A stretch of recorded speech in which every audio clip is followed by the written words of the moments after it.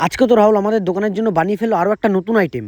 আজকে তো মোমো করার আগে সব ফ্রাই আইটেম আর ক্রিসপি চিকেন রেডি হয়ে গেছিল। তারপরে সব মোমোগুলো পেঁয়াজগুলো কোচানোর সময় দেখি পেঁয়াজগুলো কম পড়েছে। তারপরে আবারও পেঁয়াজ ছুলিয়ে নিলাম, তারপরে পেঁয়াজগুলো সব ছোলা হয়ে গেলে ভাইও নিয়ে চলে যায় মেশিনে পেঁয়াজগুলো কোচাতে। পেঁয়াজগুলো সব কোচানো হয়ে গেলে এখানে সব গোছগুলো করা হচ্ছিল, সুজন সব গোছগুলো করে ফেলছে। এখানে সায়ানো সব মশলাপাতিগুলো দিয়ে তারপরে রাহুলও কিন্তু এখানে প্যাঙ্কুগুলো করতে থাকে। প্যাঙ্কুগুলো করতে করতে তখনও আমি নিয়ে এসে বলি একটা বড় ক্যাম্পা আজকে। এদিকে কাজ শেষে ক্যাম্পাটা খুলে সবাই মিলে এক এক করে ক্যাম্পাটা খেয়ে নিই। তারপরে সব গুটিয়ে টুটিয়ে আমিও টোটো করে বেরিয়ে যাই দোকানের উদ্দেশ্যে। আর আজকে দোকানে আসতে প্রায় 6টা বেজে গেছিল আমাদের। তারপরে দোকানের সব মালপত্রগুলো এক এক করে গুটিয়ে নিয়েছি।